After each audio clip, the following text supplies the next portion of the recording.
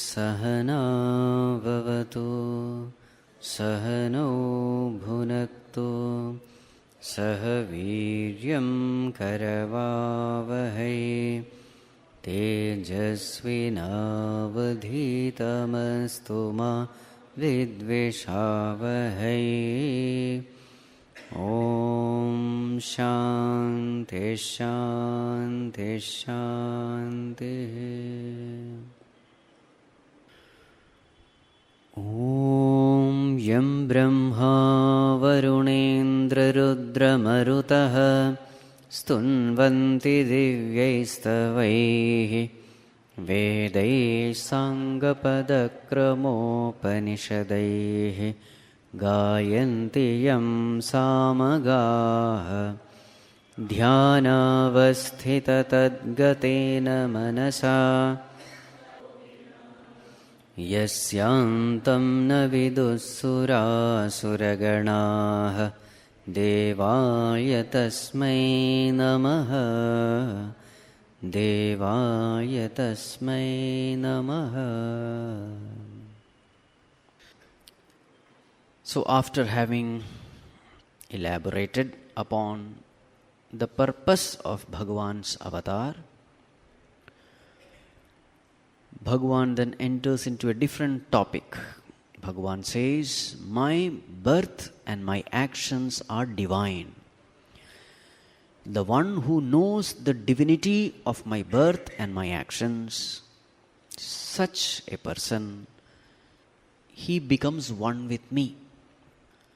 There are very many people, Arjuna, who have become one with me. Who are those people?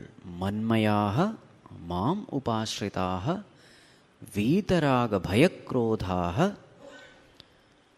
Jnana tapasa putaha.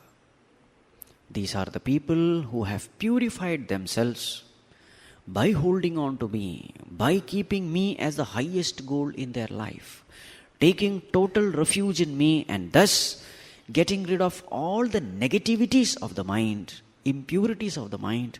Because Arjuna, to know me, the only qualification necessary is the purity of mind.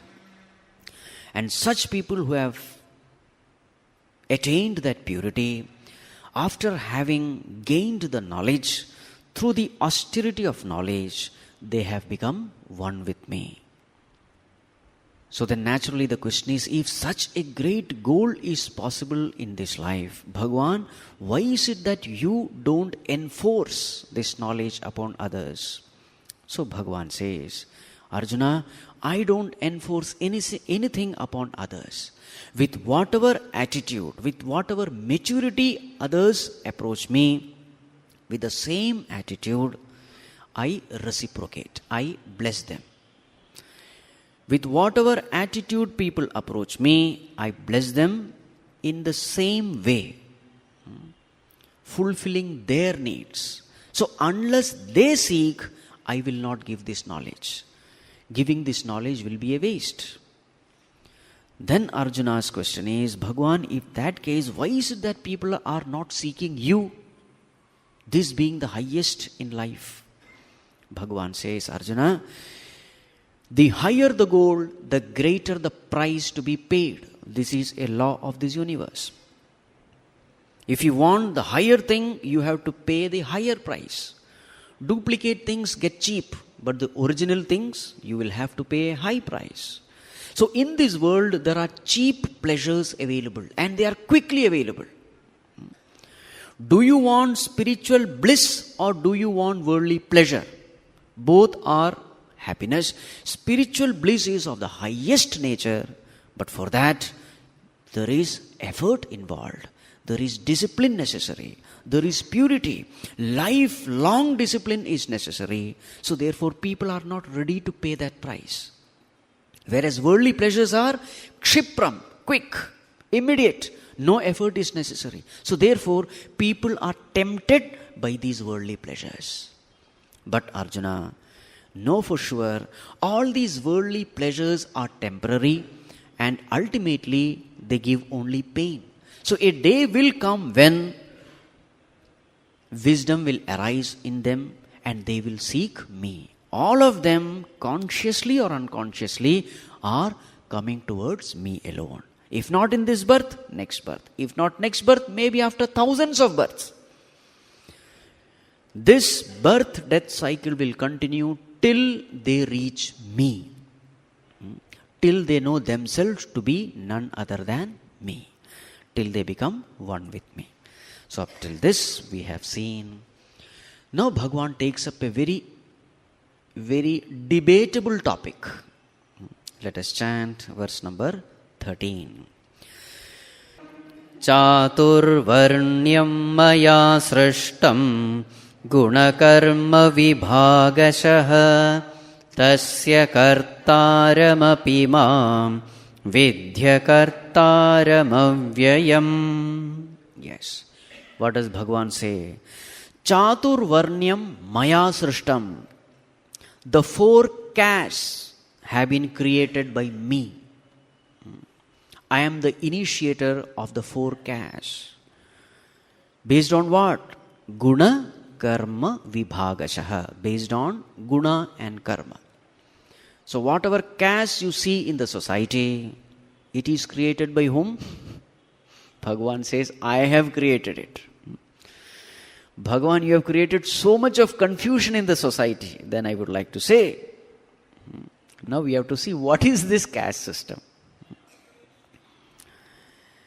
See, whenever we study a subject, any subject, what do? We do classification, isn't it? In chemistry, you have so many elements listed in that periodic table. How many are there? 108? Roughly around 100 plus, isn't it? So that is the first thing we study. How the elements are classified. So in every subject you start with classification. In zoology, they classify the animal, this thing. Botany, they classify plant kingdom. Every study starts with classification. Naturally, if you have to study the human psychology, is it not necessary to classify them? Now, if you say, no, all human beings are equal, then you are going wrong. All human beings cannot be equal. Based on their nature, you will definitely find differences. And based on the differences, human beings are classified into 4. Remember, this classification is not there only in India, it is there throughout the world. If you see this classification, you will know what it is. So, of course, we call them Brahmana, Kshatriya, Vaishya and Shudra. Now, Bhagavan says, I have classified them based on guna and karma. So, first let us see karma. Based on karma, how human beings are classified. So, first let us talk of Brahmanas. This is based on karma, profession, action. So now in the society you will find there are people who are think tanks. Brilliant people who are able to think deep into any subject. Isn't it? Remember, this ability is not given to all. Everyone cannot think deep into one subject. It is not possible. Among human beings we find some people who are capable of doing deeper research into any subject. They are able to think deep. They are the ones who do all kinds of research. They are the ones who come up with all kinds of inventions. Normally they are called as a think tank. In any organization, you have this category of people. So this type of people who are able to think, they are called as Brahmanas. Any field. Now the second is Kshatriyas. Who are these Kshatriyas? They are not able to think deep, but they have these leadership qualities. They are able to lead and guide men. They are able to inspire people to get a work done. They are good administrators. They are good leaders. They are good motivators. They are able to get work done from others. Such people are called Kshatriyas. Kshatriyas need not be army people. Kshatriyas can be good what you call management gurus, administrators, politicians. They all belong to this category called Kshatriyas. Now the third one, they are called as Vaishyas. Who are they? They are the ones who have this knack of generating funds. Wherever they go, they succeed in business. Now this is also an ability. It's a talent given by God. How to run an organization profitably. Now this is also a talent. Such people are necessary in the society. Business-minded people. They are called as Vaishyas. Wherever they go, they will succeed in business. Such communities are there. In every country you will find such communities. The main job is business. And wherever they go, even if they are sent to moon, their business will succeed. The business is there in their blood. They may be 5th standard fail, but they will do business far better than the MBA graduates. Right? They are called as Vaishyas. So 3 categories. And the 4th one is called Shudras. Shudras are the people, they cannot think deep. They don't have any leadership qualities. They don't have any money-making ability also, but they have been blessed with a strong body. They are the ones who do physical work. You may have great plans. You may have great designs, but you need people to put brick over brick in order to get the work done. So they are the people who do the physical labor. They are called as Shudras. Now, based on karma, so we can say there are karma brahmanas, karma kshatriyas, karma vaishyas and karma shudras. Now the question is, who is the most evolved among them? The best among them? Who is the best among them? Who is the most evolved among them? Among these 4? Who is the one? Let us keep in mind, all are equal. With respect to profession, nobody is high, nobody is low. Because in a society, in an organization, in a country, all the 4 people are necessary. We need people to think deep. We need great executives, leaders. We need fund generators. And we also need people to work physically. One person cannot do everything.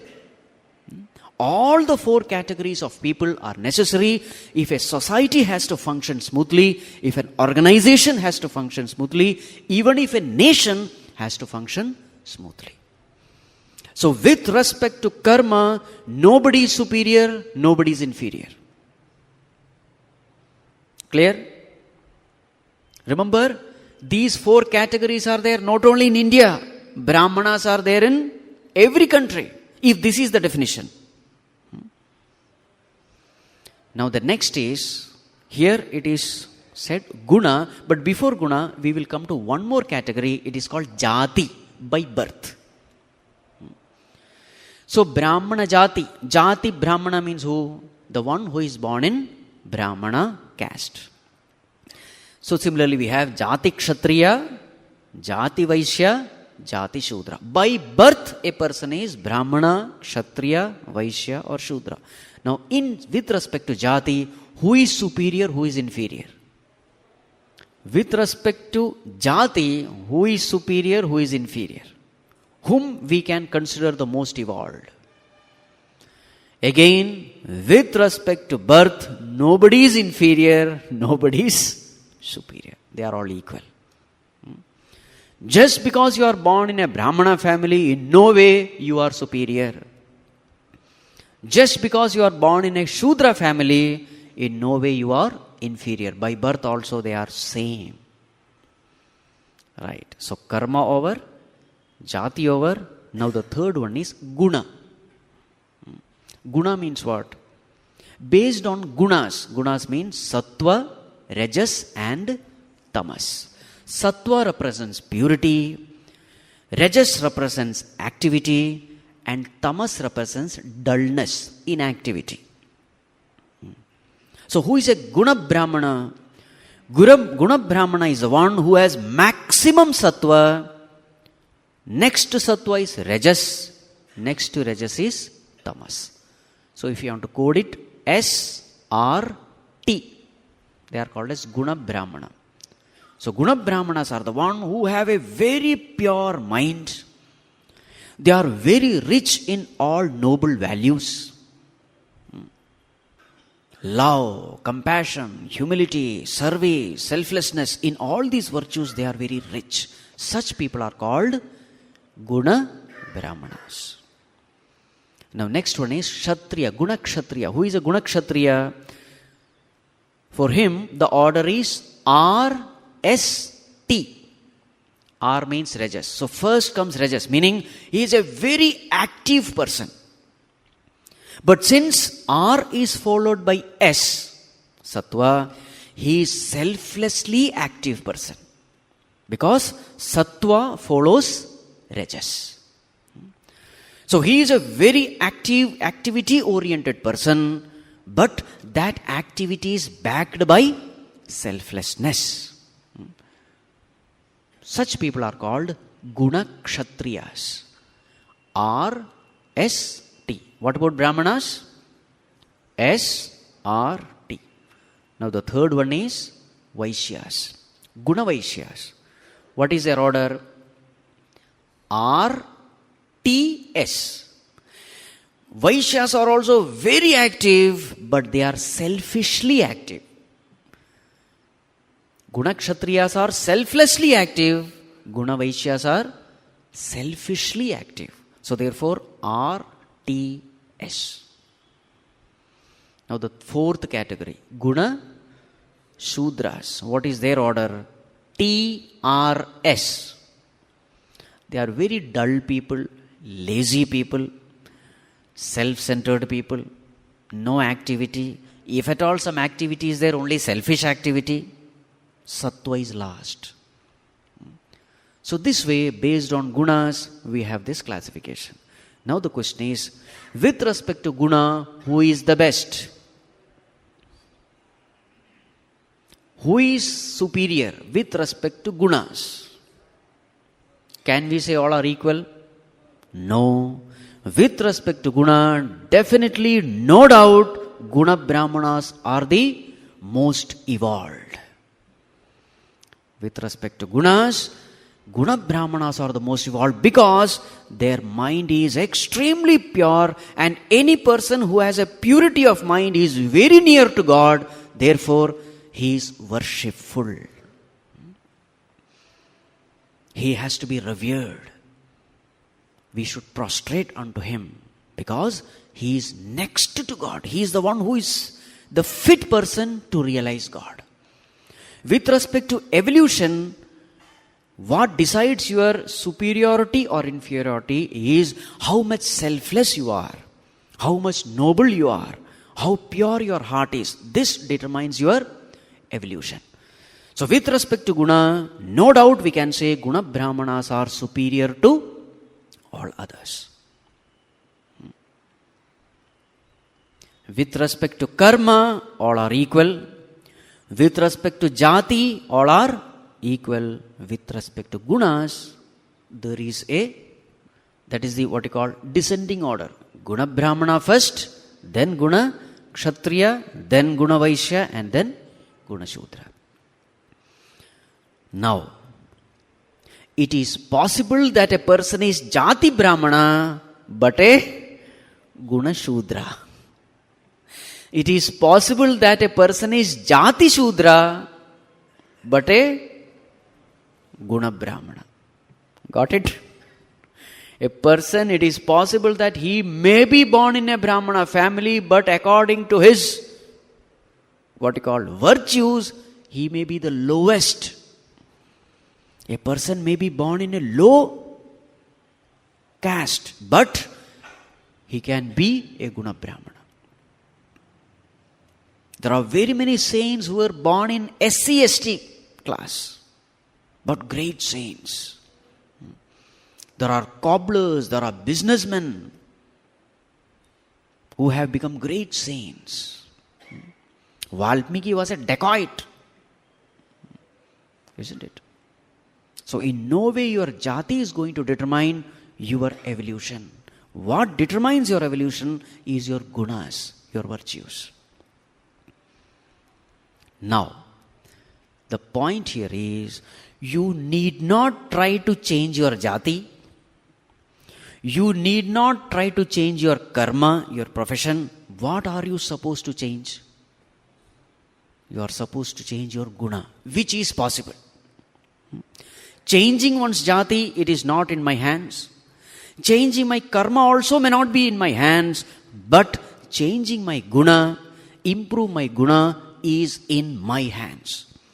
I can consciously purify my mind and I can attain the level of guna brahmana. This is all what the scriptures ask us to do.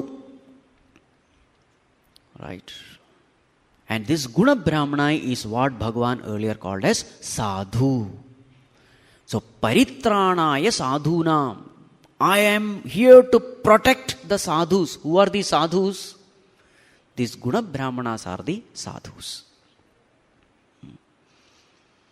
So if I want to be a beloved in my Lord's eye, what should I try to do?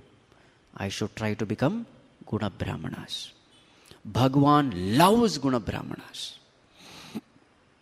He is ever ready to protect them. He loves them. So what are we supposed to do?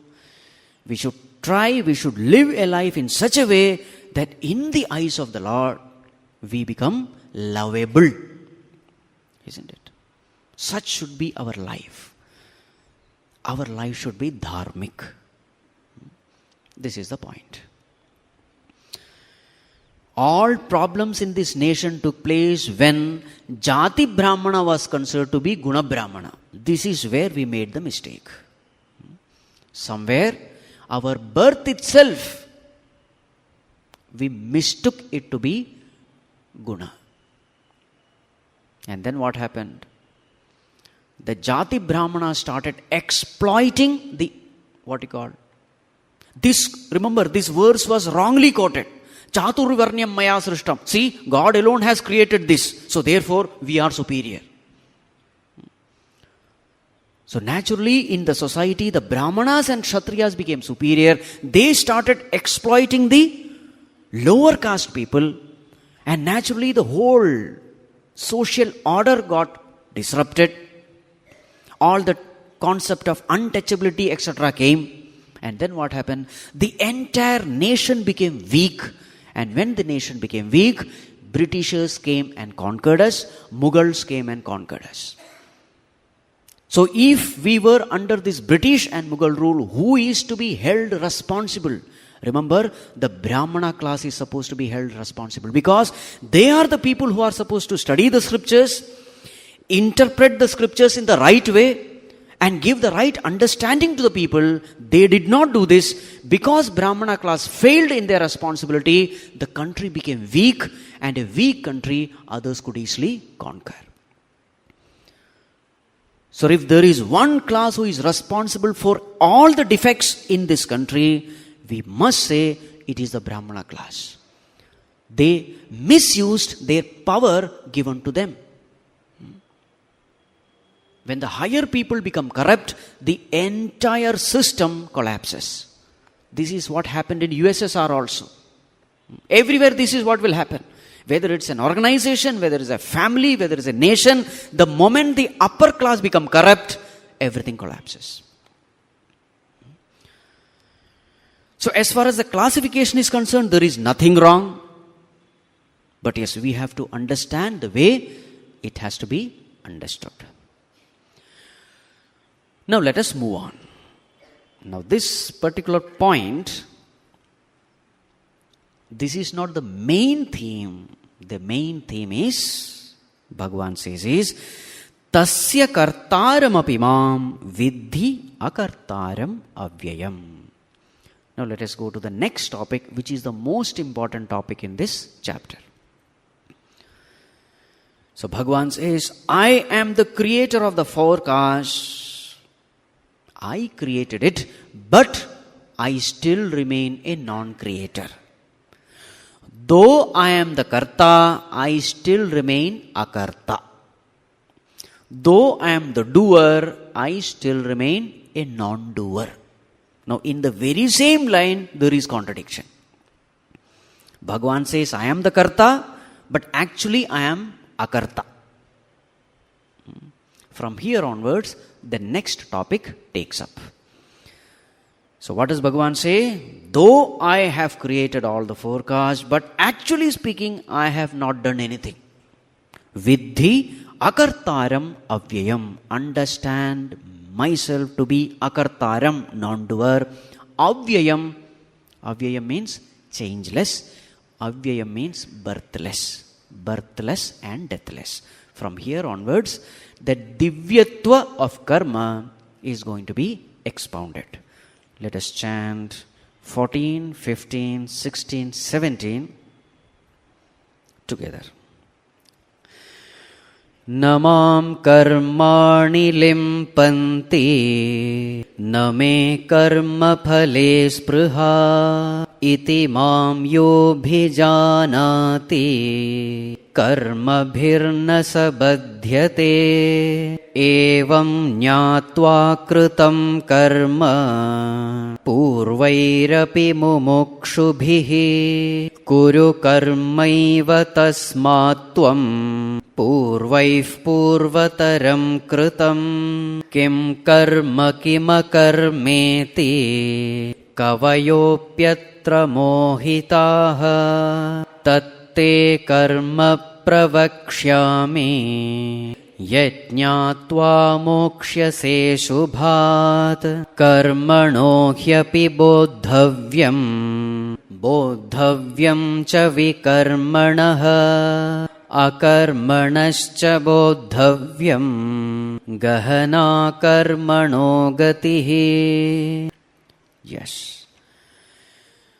Now what does Bhagavan say? Arjuna, understand, though I do, I don't do. This is what he's saying. Though I perform action, I still remain actionless. Namam karmani limpanti. Actions don't taint me. Name karma phale spruha. There is no hankering for the results either. So when I perform an action, these actions don't taint me, don't pollute me. At the same time, even when I am performing actions, I have no cravings for their results. Iti mam yaha abhijanati. The one who knows me thus, karma bihi nasabadhyate. Such a person is not bound by actions. The evil effects of actions don't taint him either. Evam jnātvā kritam karma purvairapi mumukshubhihi. In the past also, the great seekers of liberation, they did action in the very same way. Kuru karmaiva tasmatvam. Tasmat, therefore, you also perform action in the very same way. Purvaihi purvataram kritam. How your ancestors did the actions in such a way that those actions don't taint them, bind them. In the same way, you also must learn to perform action. Now Arjuna, this topic is very, very subtle. Kim karma, kim akarma iti kavayaha api mohitaha. In this world, even kavayaha, even those people who are intelligent, even great scholars, even great philosophers, even they are confused, mohitaha, confounded regarding to what is karma, what is action and what is akarma, what is inaction. Even the intelligent people are confused. The very same karma, tatte karma pravakshyami. The very same karma I am going to tell you. Yajñātvā, knowing which, ashubhat mokṣyase, you will be free from ashubha, the inauspicious. What is the inauspicious thing? When actions are performed, those actions can bind you. That bondage itself is inauspicious. Now, if you know what this action is, if you thoroughly understand the working of the action, then you can escape from all these bondages which is inauspicious. Bhagavan, what are the things which I must know? Karmano hyapi bodhavyam. You must know what is karma. Bodhavyam cha vikarmanaha. You must know what is vikarma. prohibited action. Akarmanascha bodhavyam, you must know what is akarma, inaction. So what are the things to be known? You must know karma, action. You must know vikarma, prohibited action. And you must know akarma, inaction. Arjuna, gehana karmano gatihi. This nature of karma is very, very subtle, mysterious, inscrutable, very difficult to understand. This karma, this secret of karma, now I will tell you. Bhagavan, please tell us. So the next verse is the prana pankti of this chapter. It is the very essence, the core, the central core of this chapter is the next verse. Let us chant. Karmanya karmayah pashyet akarmani cha karmayah sabuddhiman manushyeshu sayuktah kritsna karma krita. Yes. So today's entire class we will spend only on this verse. So what is being said? Karmani akarma yah pashyet. Yah pashyet, one who sees. What? Karmani, in action. Akarma, inaction. The one who sees inaction in action. And then akarmani cha karmayah. Akarmani, in inaction. Karma, action. The one who sees action in inaction. One who sees inaction in action and action in inaction. Sa buddhiman manushyeshu. Such a person is buddhiman, the wisest among men. Sayuktaha, he is a real yogi, the most integrated one. Sakritsna karma krita, he is the one who has performed every action. Bhagavan praises him. He is the one who is the most, he is the wisest among men. He is the most integrated among men. He is the one who has known everything. Who? The one who sees karmani, one who sees akarma, one who sees inaction in action and action in inaction. Now this inaction, a lot of confusion is there. So I am going to use only the term akarma and karma. Is it okay? Because inaction and inaction both are two different things. So therefore I am going to use the term karma as action and akarma as inaction to avoid confusion. Now let us keep this verse aside. Now let us first brush up our understanding about the fundamentals of Vedanta. That is necessary in order to understand this. In every class I will speak because the fundamentals are necessary. It has to be repeated again and again. So even if you are forgotten, it's my duty to see that you don't forget. So anyway, let me brush up whatever we have seen last time. Now we will first see the fundamentals of Vedanta. You remember what is identification theory? So what is identification theory? When entity A identifies with entity B, the properties of B appear to be the properties of A. Once again, when entity A identifies with entity B, the properties of B appear to be the properties of A. To make this clear, what was the example given? Film theater example. I am just brushing your memory. So what happens in film theater? I start watching the film, and as I get involved in the film happenings start affecting me. Yes or no? So when I got engrossed in the film, if the mood of the film is sorrowful, I also become sorrowful. If the mood is a comic mood, my mood also changes. When the hero is crying, I am crying. When the hero is laughing, I am laughing. Isn't it? So what are the two entities here? Entity A, the one who is watching the film. Entity B, the film character. So in the film what happens? I get identified with the film character, and once I get totally identified, then the moods of the character become my moods.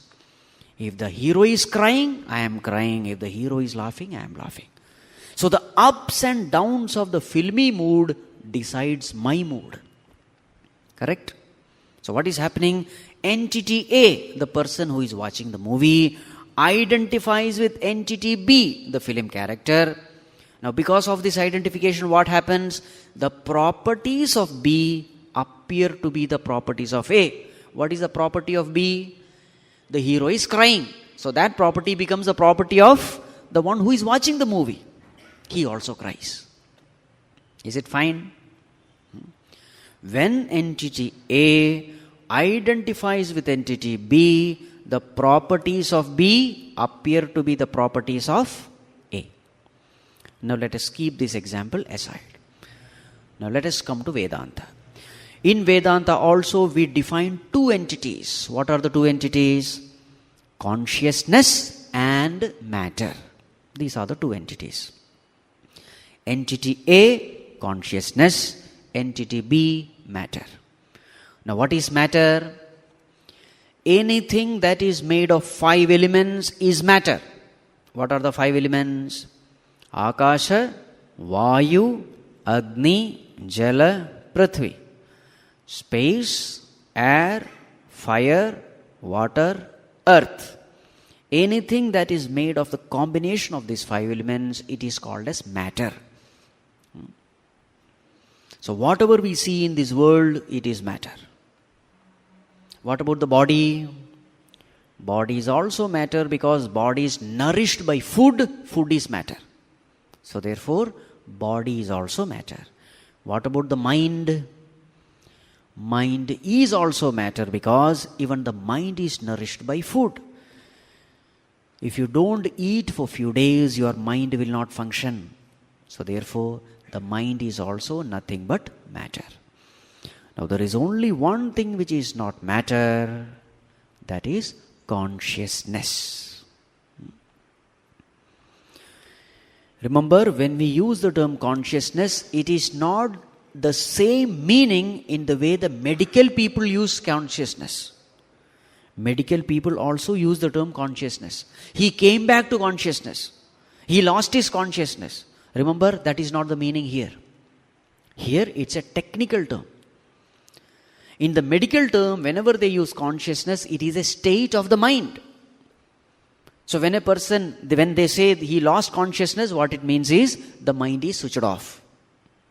He regained consciousness, means the mind has regained the waking state. This is their meaning. But in our, it is not. So these are the two entities. One is consciousness, the other is matter. Matter is made of 5 elements. Our body, mind, intellect, world, everything is matter. There is only one thing which is consciousness, and that is my own true nature. Now what are the properties of consciousness?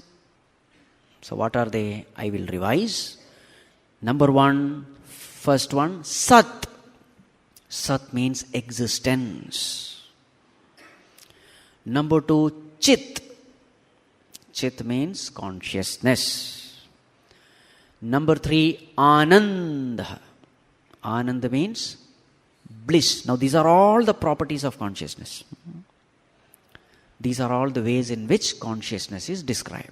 Sat, Chit, Anandaha. Fourth one, Anantaha, infinite. Fifth one, Achalaha, that which doesn't move. That cannot move because it is infinite. Sixth one, Nityaha, which is eternal. Seventh one, Kutastaha, that which remains like a kuta, anvil. That which is the very substratum upon which all changes take place. Body changes, mind changes, intellect changes. But what is the changeless substratum upon which, remaining which, everything else changes? That is consciousness. So, Kutastaha.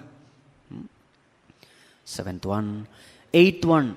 Agocharaha, that which cannot be known through our sense organs. You cannot see, you cannot hear, you cannot smell, taste or touch.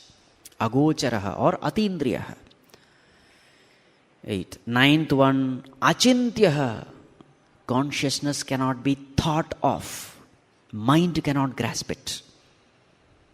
You cannot think of consciousness, you can only be conscious of thoughts.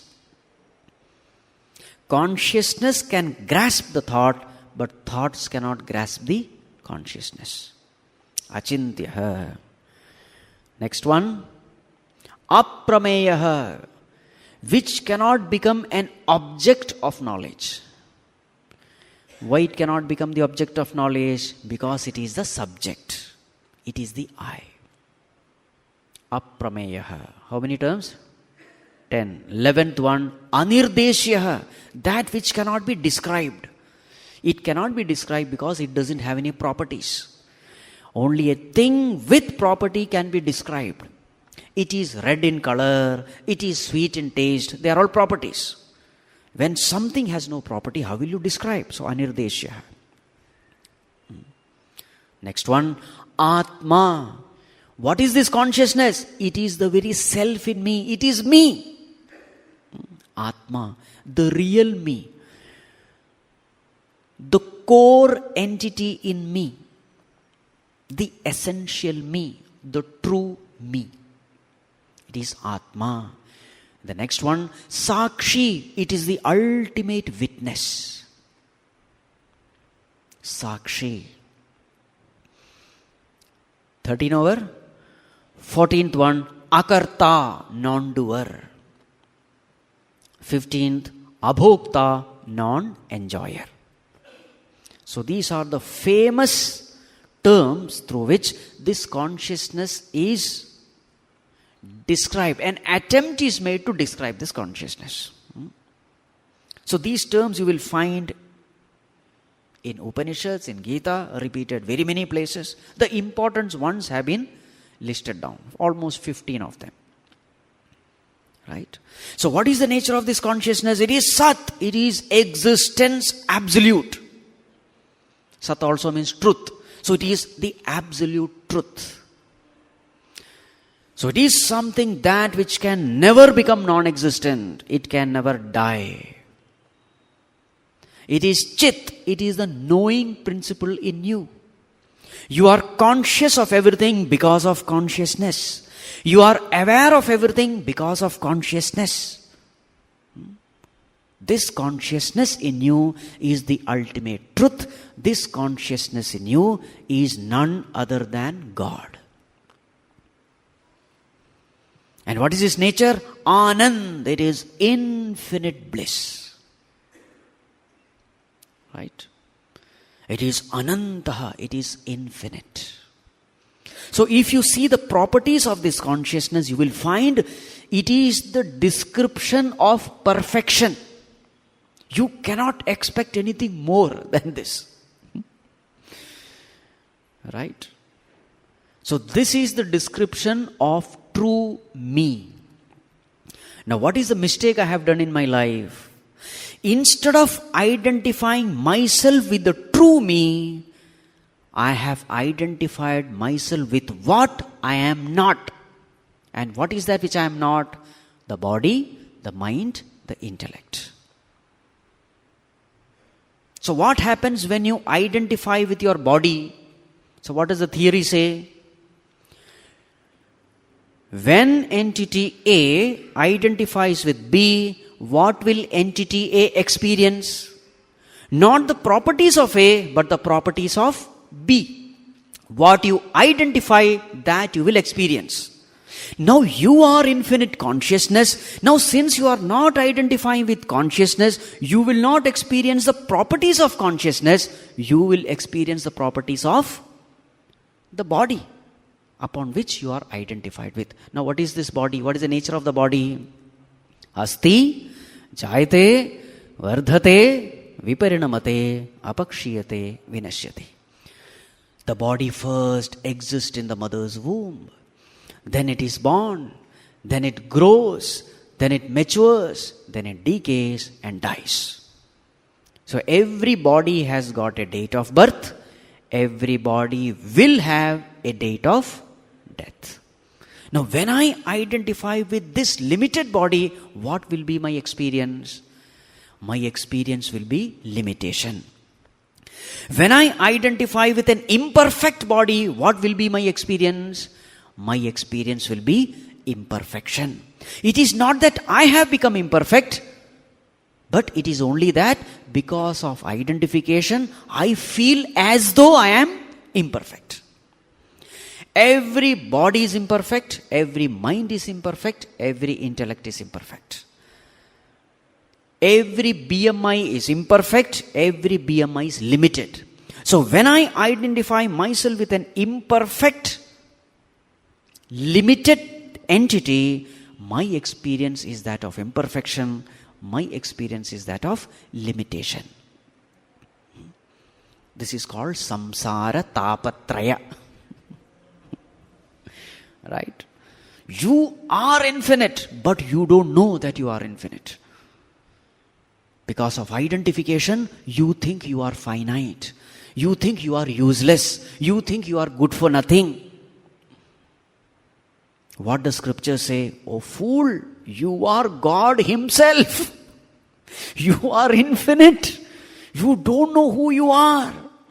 You are none other than the creator of this universe. This is what the scripture says. Uttishtata jagrata, arise, awake, fool. You understand?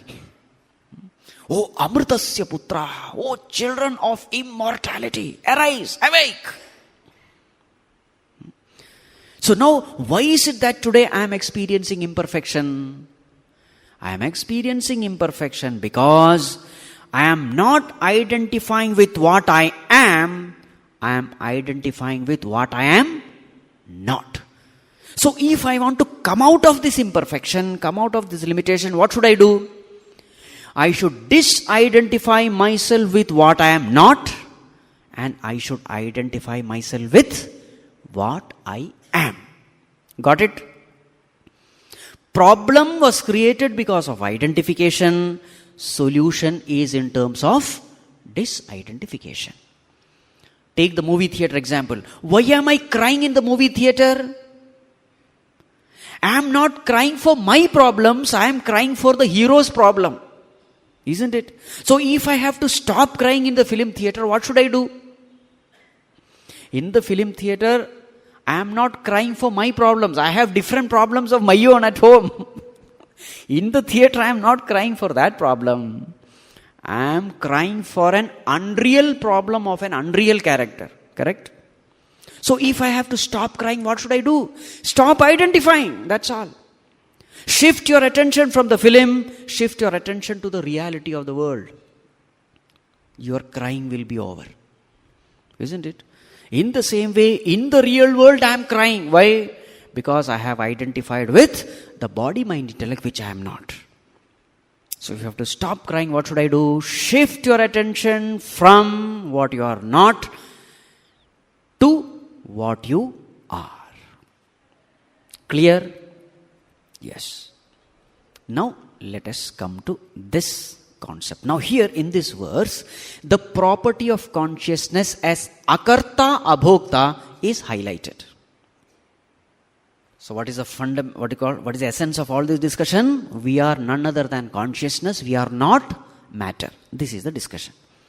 Now, what is the role of consciousness? Consciousness gives sentiency to the inert body, mind, intellect. Body, mind, intellect is inert. Inert means what? It is jada. Jada means what? It cannot know itself. It cannot know anything else. That is the meaning jada. What is the meaning chetana or chaitanya? It knows itself and it knows everything else. Then that is called as chetana or sentiency. So what does consciousness do? It gives sentiency to the body, mind, intellect. So the body which is inert, which has no life, now because of the touch of consciousness, the body appears alive. Body by itself has no life. From where did the body borrow life from? It has borrowed from consciousness. From where did sentiency come in consciousness? Sentiency is the nature of consciousness because it is chit. Chit means sentiency, the knowing ability. So consciousness lends sentiency to the body. The very same consciousness lends sentiency to the mind. So mind also appears alive. Body also appears alive. Remember, the life principle is not their own inherent property. It has been borrowed from consciousness. Without consciousness, body has no life. Mind has no life. Now the moment body and mind, they derive sentiency from consciousness, they start performing action. Body starts performing action, mind starts performing the action of feeling, intellect starts performing its action of thinking, comparing, all those things. Sentiency is borrowed from consciousness and then according to their nature they act. To give an example, it's like fire. So if you keep a piece of iron in fire, what will happen to it? It becomes red hot, correct? If you keep a vessel with water and in that water you put a carrot, you put say an egg, vegetables you put rice, what happens? What happens to the water? It starts boiling. Why does it boil? That is the nature of water.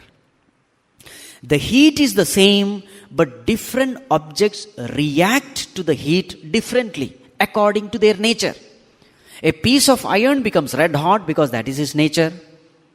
Vegetable becomes very soft because that is its nature. Water boils because that is its nature. Egg becomes hard because that is its nature. Fire is the same, heat is the same, but different things make use of the heat according to their nature. Again, another example, electricity. Electricity is the same, but different equipments make use of the electricity in different ways according to their nature. Fan rotates, light bulb gives light, heater heats, cooler cools. Isn't it? Electricity is the same.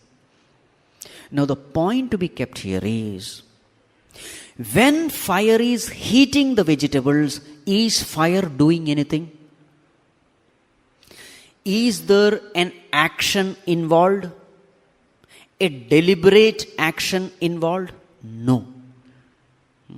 A deliberate action is called a verb. I am walking. Now there's a deliberate action. Is such a deliberate action involved when the fire is cooking the vegetables? There is no deliberate action. Fire is just there. Though we say fire is cooking the food, actually cooking action is not happening. In the presence of fire, cooking is happening. That's all. There is no verb, there is no action, there is no doing there. Are you able to get my point? Fire is just there. Though we say fire is heating, it is not a verb. Heat is its nature. There is no action involved. In the presence of fire, the water boils. In the presence of fire, the iron gets heated up. Fire is not doing anything, it is just there. It is in a state of its being. There is actionlessness there. Are you able to follow? When I say bird is flying, there is an action there. There is a deliberate action. Bird can fly, bird need not fly. But as far as that is concerned, in fire, that condition doesn't hold good.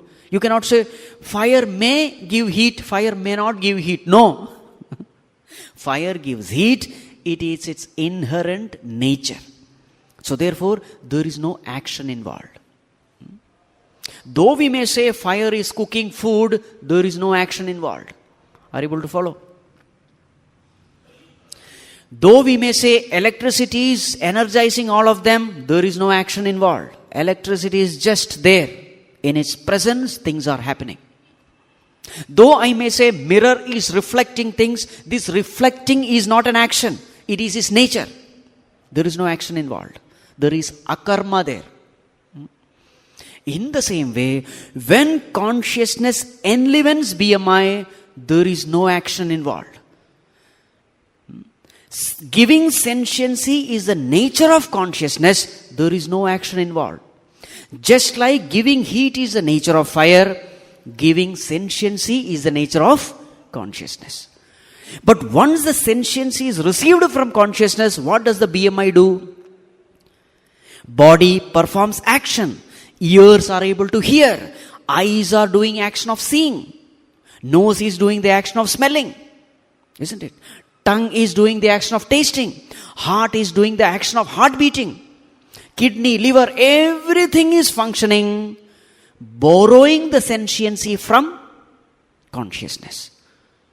They all perform action. Body is performing action. Mind, intellect, everything is performing action. But what about consciousness? It is not doing anything. Are you able to follow? In the presence of actionless consciousness, actions of BMI is taking place. Now, next step. Remember this consciousness. Who is this consciousness? Me. Don't see some consciousness somewhere.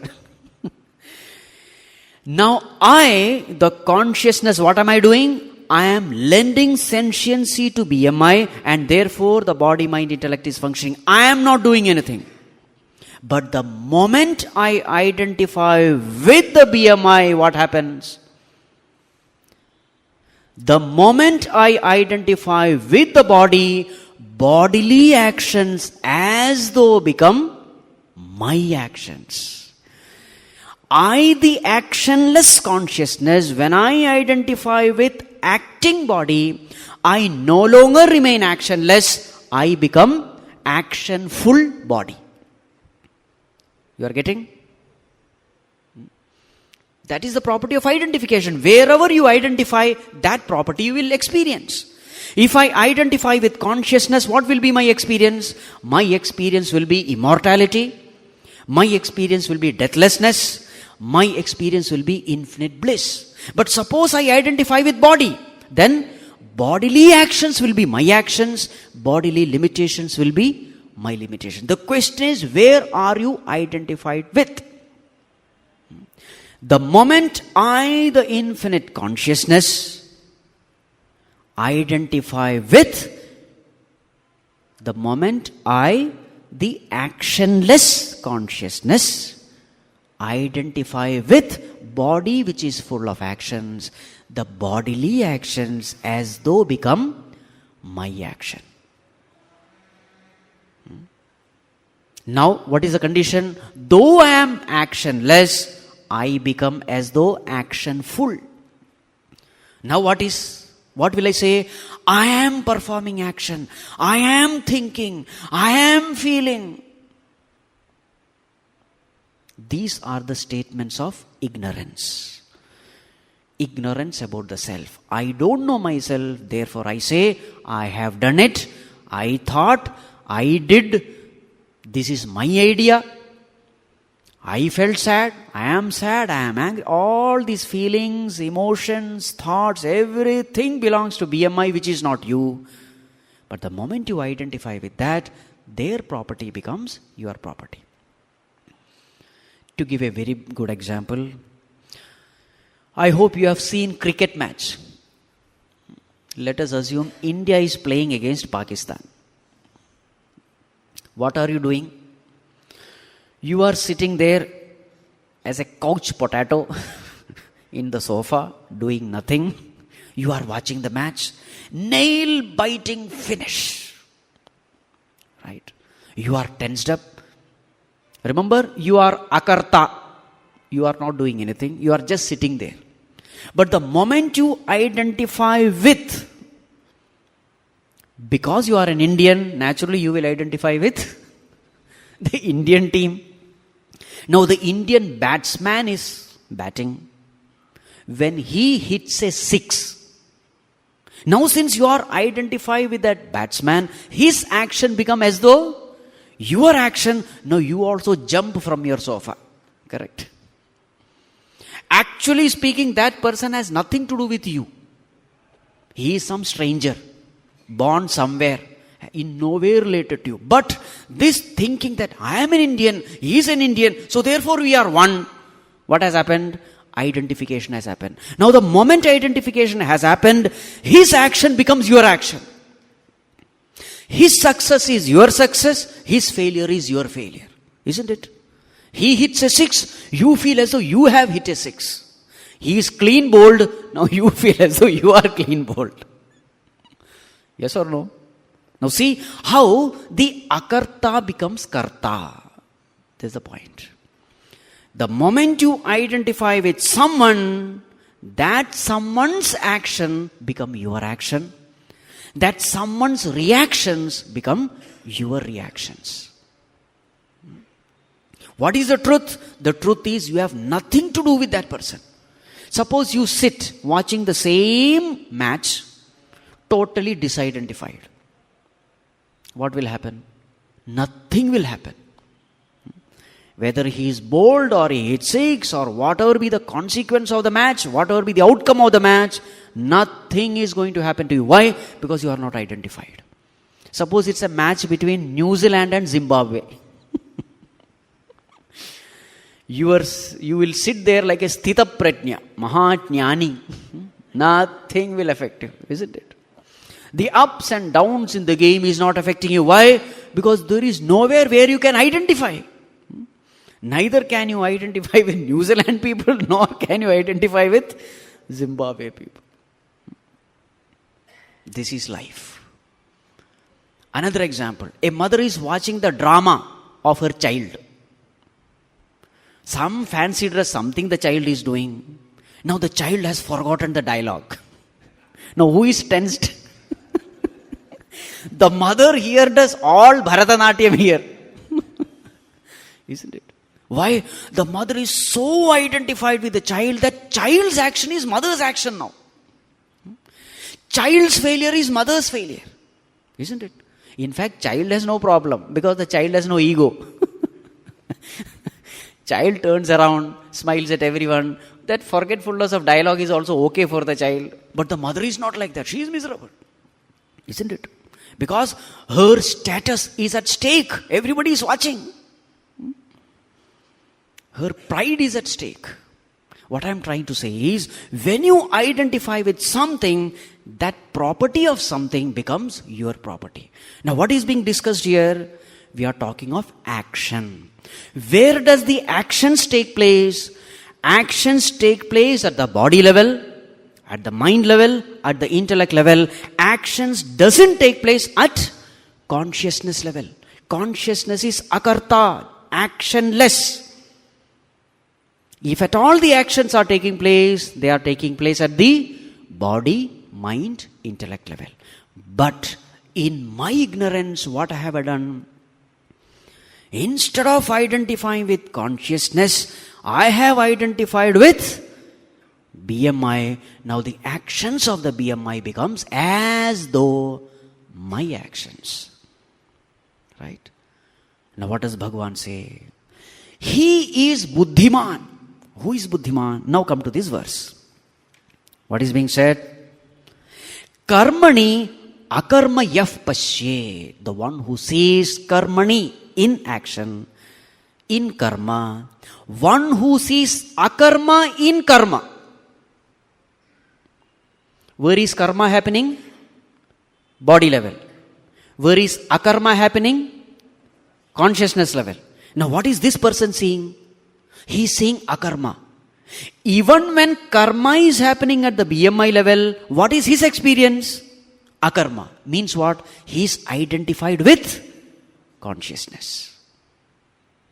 Got it?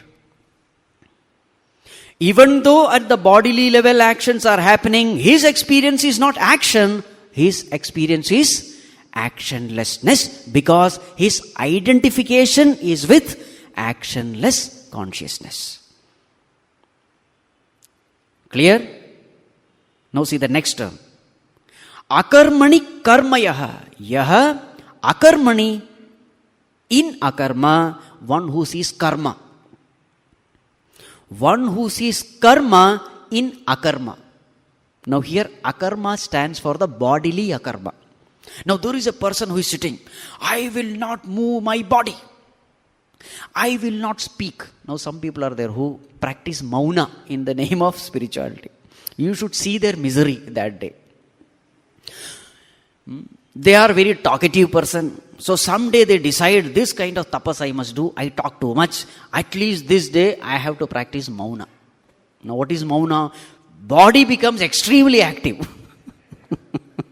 There is so much to convey and now he cannot talk. So what will you do? Again hands and legs start talking. Right? So now here is a person who says, I will practice akarma. So at the bodily level, no movement.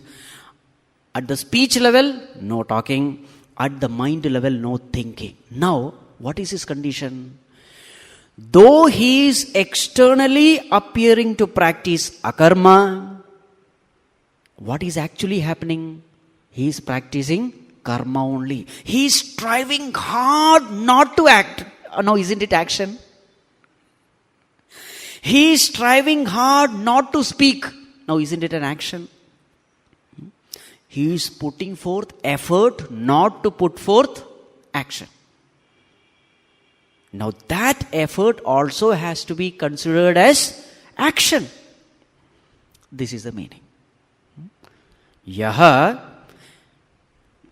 what does he see? He sees karma in akarma. Externally there is akarma, but what is happening? Karma is happening. Are you able to follow? The sum and substance of the discussion is only this much. If you are identified with consciousness, there is akarma. Even when the body is performing action, if you are identified with body, there is karma. Even when the body is not performing action. Got it? These are the only two possibilities. Either you can identify with consciousness or you can identify with the body-mind complex. If your identification is at the body-mind complex, there is karma even though physically you may not do karma. If your identification is with consciousness, there is akarma even though externally there will be a lot of karma. Are you able to follow? Yes. The one who has understood thus, sa buddhiman manushyeshu, he is the wisest. He has known what is action and what is inaction. At the physical level, nobody can remain inactive. Nobody. At the consciousness level, nobody can perform action because consciousness is akarta. So what is the wisest way of performing action? Remain identified with consciousness. Then even when the physical, mental, intellectual personalities in you are functioning outside, performing action, those actions are not called actions, they will not be actions, and therefore karma will not lead to karma phala. This is the point. The moment you identify with your BMI, karta is born, ego is born, karma is born, karma phala is born, and karma phala lead to punarapi jananam, punarapi maranam. This is the cycle. What is the evil consequence of action? Every action will produce results. If you say actions are mine, then the results also should be yours. When you identify with body, you are saying actions are mine. So Bhagavan says, fine, if actions are yours, may the results of the actions also may be yours. What does it mean? Come back again in order to enjoy or suffer the results of the action. Meaning, remain bound to the world. Choice is yours. You may say, oh God, actions are not mine, actions are yours. I am only an instrument. You are the doer, I am only an instrument. If this is the attitude, you are safe. You are able to understand. Identifying with consciousness, meaning holding on to God. Saying, Bhagavan, I do nothing, you do everything. Bhagavan, this is an instrument given by you. Through your instrument, you are performing your leelas. So actions belong to you. So since actions belong to you, results of those actions also should belong to you. So then what happens? You escape from the evil consequences of action.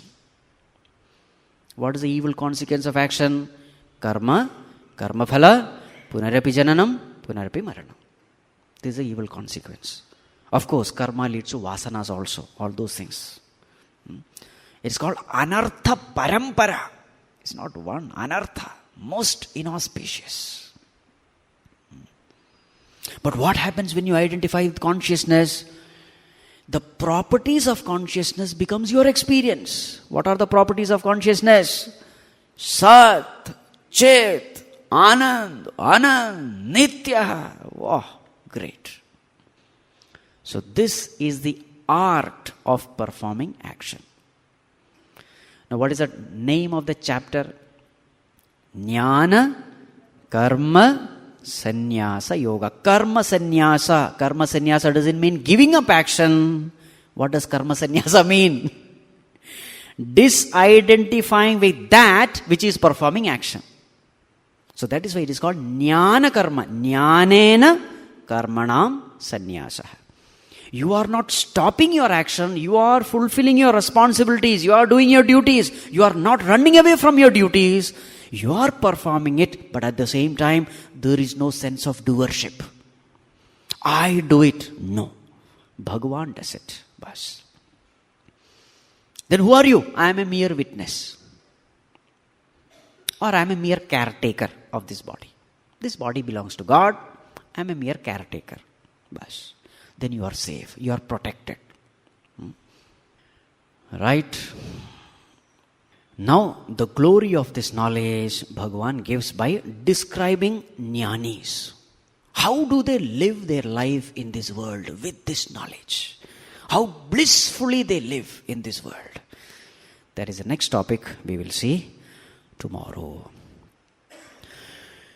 Om Sarve Bhavantu Sukhinah Sarve Santu Niramayah Sarve Bhadrani Pashyantu Ma Kaschit Dukkha Bhag Bhavet Asato Ma Sadgamaya Tamaso Ma Jyotirgamaya Mrityorma Amritam Gamaya Om Shanti Shanti Shanti Harihi Om Shri Gurubhyo Namaha Harihi Om.